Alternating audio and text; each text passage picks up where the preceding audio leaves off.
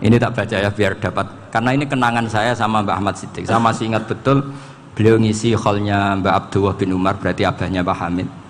Karena mbah saya itu Fatimah binti Khalid bin Umar, kalau Mbak Hamid itu Hamid bin Abdullah bin Umar.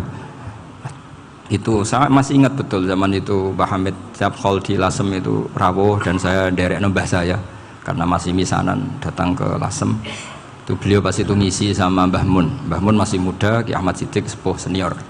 Itu beliau cerita bahwa dulu ketika Indonesia dijajah Jepang itu para kiai mimpi dibacakan ayat ghulibatir rum fi adnal ardi wa hum min ba'di ghalabihim salim. Terus ada kiai yang tanya, takwilannya gimana? Ya nanti Jepang pulang bukan karena kita yang mengalahkan, tapi Jepang ada yang mengalahkan sendiri meskipun tidak kita.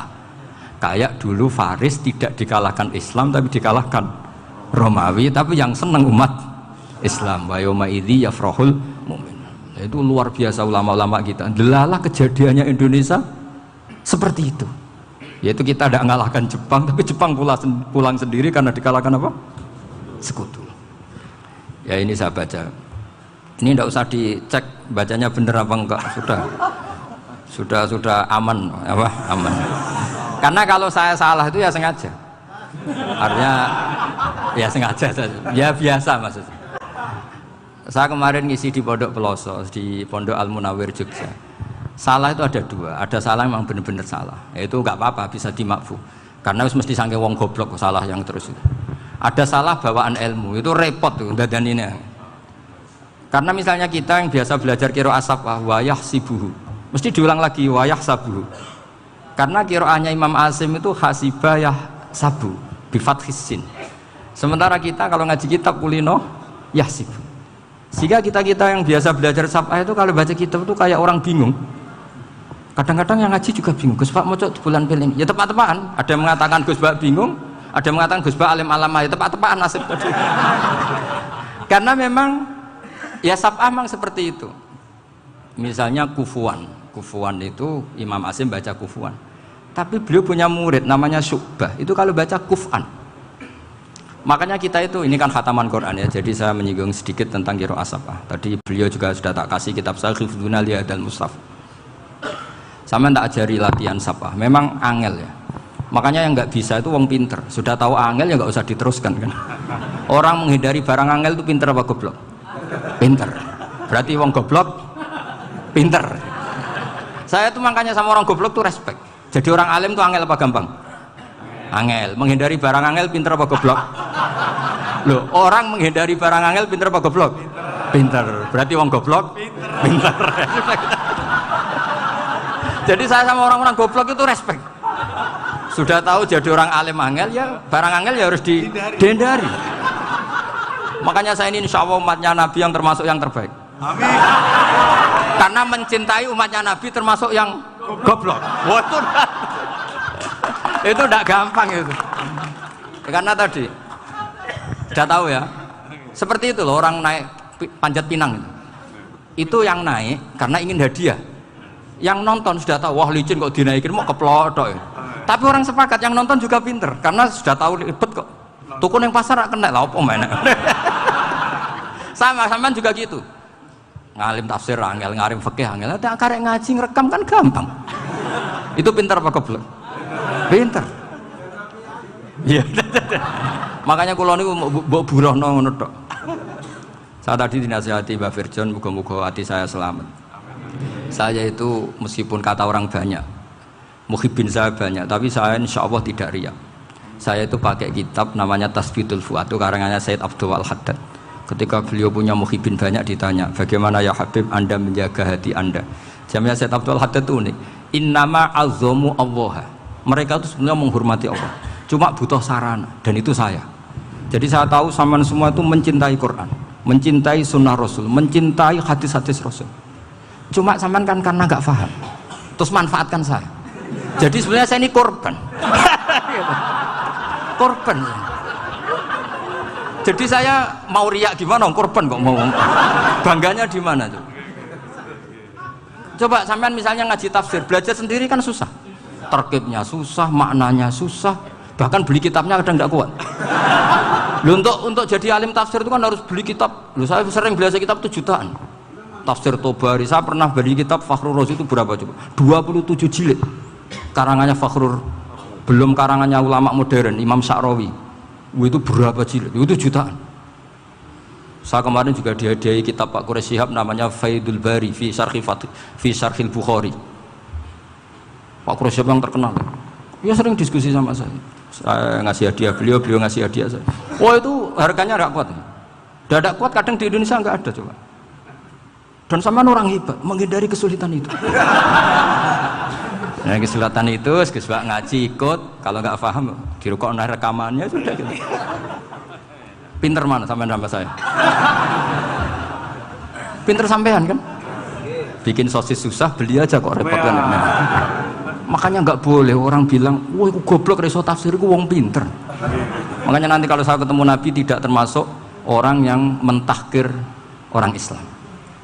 Kafa bil mari isman ayah kira akhahul muslim. Jadi cukup orang itu dosa kalau menyepelekan orang Islam, termasuk darani sampean goblok itu dosa. Caranya enggak darani goblok ya tadi di logika tadi. Alim itu angel. Ngendari angel itu pinter. Berarti wong bodoh pinter ya sudah gitu. Tapi tetap bodoh. Tapi ini satu cara untuk saya respect gitu. Coba orang yang ngaji tafsir saya banyak, mungkin ribuan. Itu sebetulnya mencintai Quran. Karena Quran adalah kitab suci yang panduannya umat Islam. Sangat mencintai Quran. Terus kemudian mereka nggak paham. Terus mencari orang yang memahamkan. Burono lah cara Jawane ini. Terus keren saya itu di mana coba? Lah terus mereka kurang ajarnya gini, kalau paham itu ya alhamdulillah paham. Kowe nak ngaji Gus Bae ngono tok. Tapi nek ora paham, ora nyalano akal ya. Mari Gus Bae nerangno cepet, mulane aku gak paham. Ora kok nyalano teke sing lelet. Maksud kan masyaallah naudzubillah tenan. Sebetulnya tingkat kurang ajarnya tinggi Gus sebenarnya. Jadi kalau nggak paham itu kadang nggak nyalahno uteke. Kayak mau misalnya, mau mari mikir aja jelas. Padahal misalnya jelas orang mesti paham, bodoh. Paham?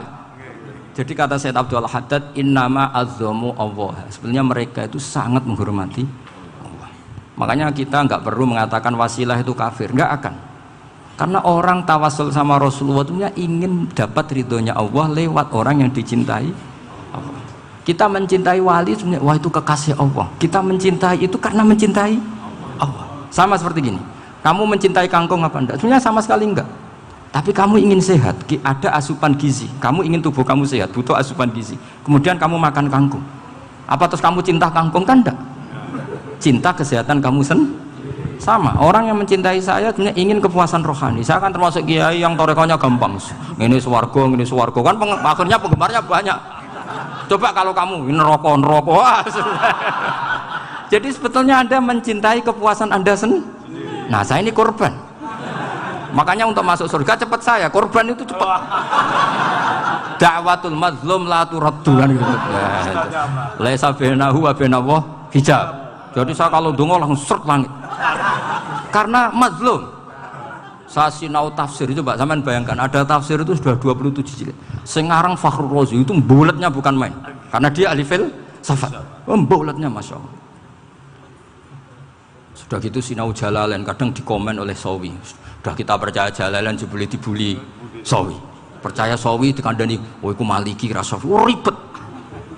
Sudah gitu sinau Qurtubi, sinau tafsir Tobari itu susahnya. Belinya susah, belajarnya susah. Padahal saya punya keluarga, punya istri, punya anak. Bayangkan kalau istri saya rewel kayak istri sampai. Wah itu. Tapi alhamdulillah enggak. Sama sekali enggak. Allah sudah milihkan, wah ini bahaya kalau punya istri rewel. Imam Sibawai itu kitabnya banyak, tapi yang terbukukan hanya kitab Sibawai. Karena beliau kalau sudah belajar lupa istri. Hanya pas beliau di pasar, kitabnya dibakar semua sama istrinya. Karena dianggap saingannya. Ternyata yang dicerai tidak kitabnya, malah istrinya. Itu Imam siapa? Sibawai. Tapi alhamdulillah kitab saya nggak terbakar, aman. Saya teruskan ya. Jadi untuk menjaga ria dilatih innama azzamu Allah. Sebenarnya mereka itu menghormati Allah. Sehingga wasail-wasail itu sebenarnya nggak pernah jadi subjek pelaku utama, enggak. Tetap Allah. Sebab itu kata Sayyid Muhammad, kamu kok mengatakan wasilah itu kafir itu gimana? Ketika innallaha qad ba'atsa lakum taluta malika. Talut itu ya manusia. PD-nya itu apa? Inna ayata mulkihi ayyatiyakumut tabut fihi sakinatum mir rabbikum wa baqiyatum mimma taraka alu Musa wa alu Harun tahmiluhul malaikah. Jadi beliau PD itu kalau bawa sunduk semacam peti sakti, sing di situ ada baqiyatum mimma taraka alu Musa wa alu Harun tahmiluhul malaikah. Ya kayak semacam jimat. Tapi saya bukan mensyariatkan jimat enggak, karena nanti banyak penjual yang pembohong juga gitu loh. Cuma cerita, kamu tidak usah mengatakan kafir. Dulu Talut PD-nya kalau bawa sunduk semacam peti kesaktian yang di situ ada baqiyatum mimma taraka alu Musa wa alu Harun tahmiluhul malaikah. Sehingga Khalid bin Walid meskipun beliau sahabat dan menyaksikan wajah Rasulullah SAW, itu bawa sya'aratun min sya'aratihi Rasulullah SAW, bawa rambutnya Nabi. Perang kemana-mana itu diletakkan di pecinya. Nanti sama tanya lagi, masa pakai peci Khalid bin Walid itu? Wah panjang, sampai itu repot. Sampai tak warai ngaji usul fikih. Usul fikih itu kalau ngaji itu ada istilah tangkihul manat. Ini mesti ini wilayah yang kita bisa berdebat sama Mbah Firjon. Dulu itu musuh saya karena saya makili Anwar, beliau makili Peloso.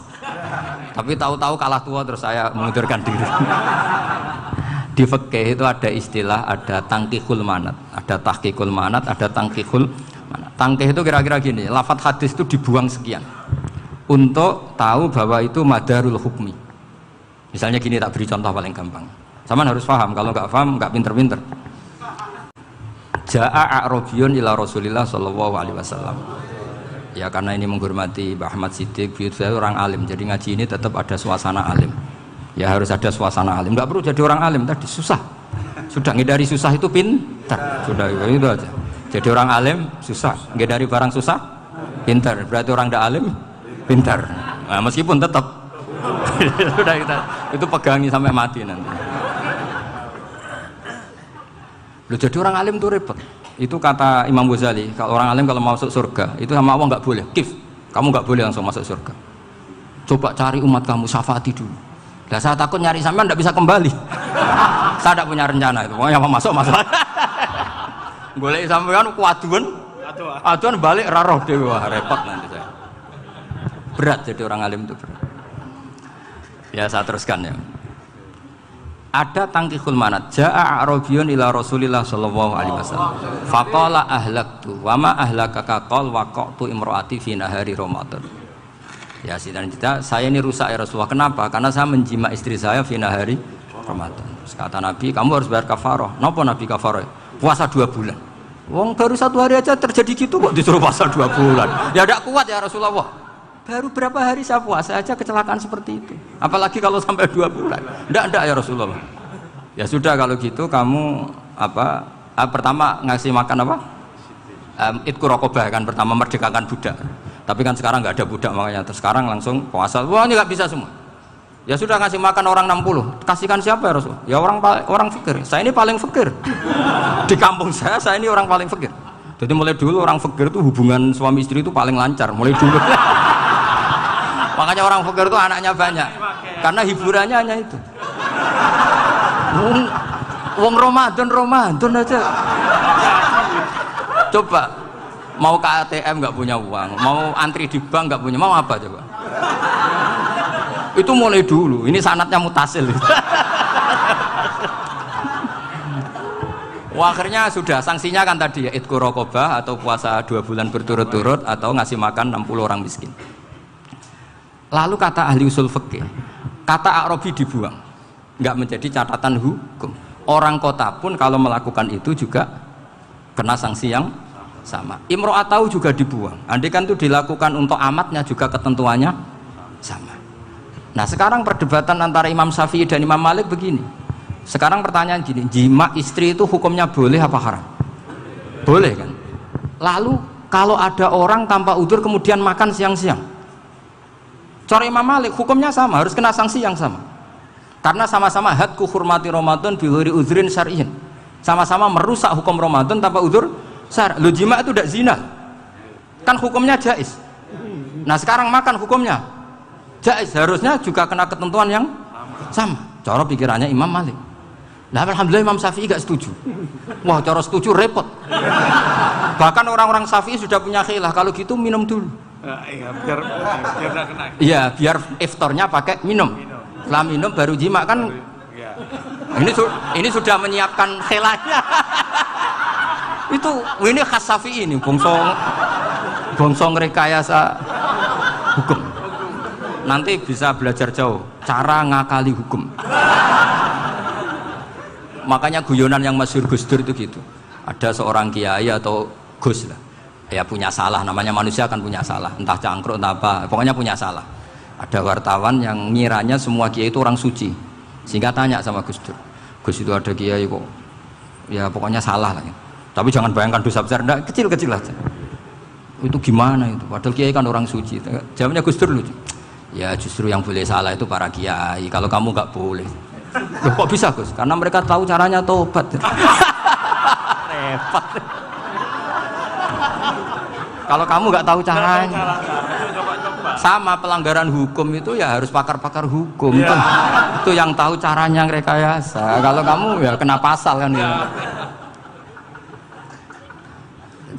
Jadi kamu jangan niru saya ini punya sekian cara untuk nah, itu namanya khilah. Makanya kata Sayyid Muhammad, kamu tidak usah anti khilah, karena Abu Hanifah itu membolehkan khilah, kitabul khiyal. Yang penting kamu soleh dulu, setelah soleh nanti Allah maklumi. Soleh dulu, syaratnya soleh dulu. Kalau tidak soleh jangan. Contohnya gini, ada orang mau puasa lemes sekali, mau makan, gampang. Kalau langsung makan kan kayak hadku hormati Ramadan biwiri udrin sarian. Aku langsung mau jembera sowan Mbah Firjon. Sudah status saya apa? Musafir. Ya, sudah berangkat aja sampai Tuban makan. Nanti kalau nggak jadi ya nggak apa-apa sudah. Kan mulai pergi sudah musafir. Saya tidak tahu nanti malaikat tertarik gebuki nggak tahu. Tapi itu ada khilahnya. Asal soleh. Karena kata Sayyid Muhammad dan semua kitab mengatakan itu. Kalau sama nggak tahu ya kebablasan. Nabi Ayub, yang terkenal Gudiken itu siapa? Ayub ya. Nah, itu yang Israiliyatnya akan seru lah. Gudiken dikukur bek kreweng itu terlalu lah kalau itu. Untuk kreweng konti ning Arab ora ono kreweng itu sudah masalah itu. Singkat cerita, Nabi Ayub ketika diasingkan kaumnya itu kan nggak punya sumber makanan. Lah orang lelaki itu mulai dulu egois. Istrinya Nabi Ayub itu cantik sekali, udah cantik, rambutnya bagus. Makanya kamu nggak usah tanya kenapa istrinya kayak banyak yang cantik. Ya, warasatul anbiya, nggak boleh gitu. Kalau nggak cantik ya warasatul anbiya dari segi balak. Istrinya Nabi itu semuanya cantik. Nggak usah tanya sebabnya apa, pokoknya gitu, semuanya cantik. Singkat cerita, beberapa kali istrinya Nabi Ayub itu kerja demi bisa nafkahi Nabi siapa? Suatu saat itu tidak ada pekerjaan yang cukup untuk beli roti.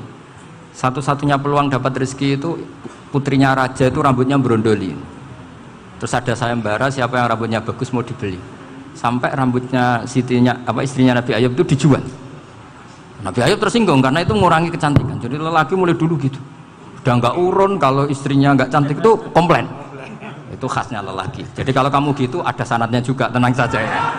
Komplain ya pegawai itu. Saking mangkelnya Nabi Ayub terus ngendikan la adriban naki mi'ata sautin. Kamu akan saya pukuli dengan mi'ata sautin atau dengan 100 cambukan. Atau mi'ata dikhtin atau mi'ata apalah sesuai konteks zaman itu. Engko namanya pecut tuku konti kok ribet lagi. Singkat cerita akhirnya ketahuan bahwa istrinya menjual itu demi Nabi Ayub. Allah nggak ridho kalau kekasihnya yaitu istrinya Nabi Ayub wis perjuangan kayak gitu malah kena hukuman. Tapi Allah juga nggak ingin kekasihnya yang bernama Ayub melanggar sumpah. Padahal beliau sudah sumpah, wallahi demi Allah nanti tak pukul dengan 100 kali. 100 kali dengan lidi lah misalnya, contoh yang gampang tuh lidi. Akhirnya sama Allah dikasih satu solusi. Wa khud biyadika dikhtan fadrib bihi wala tahnas. Ya sudah, lidi itu ikat jumlahnya 100. Terus pukul sekali saja. Anggap saja sudah 100. Iku pangeran sing wari ngakali ngono iku pangeran. Tapi syaratnya soleh. Syaratnya soleh. Jadi kalau kamu anti khilaf berarti anti ajarannya Allah di ayat itu. Wa khud biyadika dikhtan fadrib bihi wala tahnas. Itu dulu ada, ini cerita di Ithaf, ini cerita terakhir, ini sudah, sama jangan tambah sudah. Terus pengumuman tadi, yang nggak pernah sepuh ngutang saya itu haram tadi. Karena tadi saya punya kewajiban di rumah yang bisa menggugurkan ya kewajiban yang lebih besar. Lebih besar itu ya tadi, bisa pernah guru, pernah sepuh, yang jelas gak umur. Umur sampean menangkap itu, tua-tua serepot itu. Ada raja itu ganteng kaya, senengannya nikah perawan cantik. Oh, itu semua kampung mesti kenal. Mungkin digilir atau gimana pokoknya. Suatu saat ada pemuda suka sama perempuan yang di kampungnya, cantik sekali. Kemudian pemuda ini ternyata pekerja di kerajaan itu. Tiap hari ditanya, wah itu yang di kamu yang cantik siapa? Mau saya nikahin gini. Wah bahaya ini, saingannya raja. Jadi yang dibidik pemuda tadi itu saingannya. Si raja ini orang yang namanya raja kan gengsinya tinggi. Kaifatang kihuha wa qad ra'aitu qad qabbalaha rajulun. Kok mbok nikah piye? Saya itu pernah melihat dicium lelaki. Wah, gak mau. Gak gelem wis kadung ditambung lan wa qad qabbalaha rajulun. Saya pernah melihat sendiri qabbalaha rajulun, dicium oleh lelaki. Wah, sudah gak minat raja langsung gak keren. Suatu saat pemuda tadi nikahi perempuan itu. Rajanya marah-marah. Kamu lelaki gak punya harga diri gini. Gak punya selera, gak punya harga diri, sudah pernah dicium orang kok tetap dinikah. Terus bilang ke raja, ta'rif manir rajul, lelaki itu siapa? Abuha. Kamu tahu lelaki itu siapa? Sopo? Abuha. Bapaknya. Saya kan hanya bilang rajulun. Pernah dicium lelaki. Lah pikirannya raja itu lelaki kue-kue ngene iki. Tapi butuhnya canom mau rojo ben gak sido itu aja tuh. Baru kayak digulirkan gitu, wakot kebalah rojulun. Wah nggak mau. Setelah itu suatu saat pegawainya tadi nikahi perempuan. Kamu nggak punya harga diri gini. Kamu tahu mandir rojul? Pak Abu. Wah nak ngono aku gak apa-apa. Lah monggo sakniki wis bojo kula. Ora trimo wis diambung wis macam-macam. Lah itu namanya khilah. Apa? Khilah. Kalau di Balawa disebut tauriyah atau apalah. Tapi saya tidak ngajari sampean seperti itu. Sudah pinter sebelum saya ajarin. Bangsa ngakali kan sudah pinter. Ya ini terakhir tak baca Arabnya saja nanti. Bismillahirrahmanirrahim. Biar dapat barokahnya Syekh Nawawi juga barokahnya guru-guru.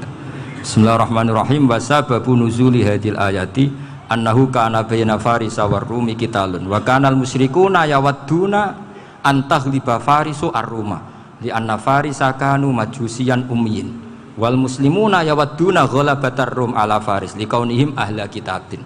Jadi zaman dulu orang Islam lebih senang kalau yang menang itu orang Nasrani. Kalau bandingannya ateis.